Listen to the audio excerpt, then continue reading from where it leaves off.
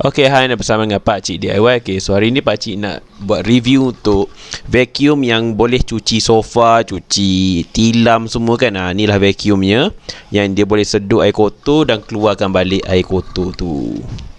Okay, dalam tank yang disediakan. Okay, so inilah dia produk dia. Dan produk dia memang besar, panjang. Okay, memang heavy duty. Dia punya binaan dia kukuh sangat. So jom kita tengok dia punya hasilnya.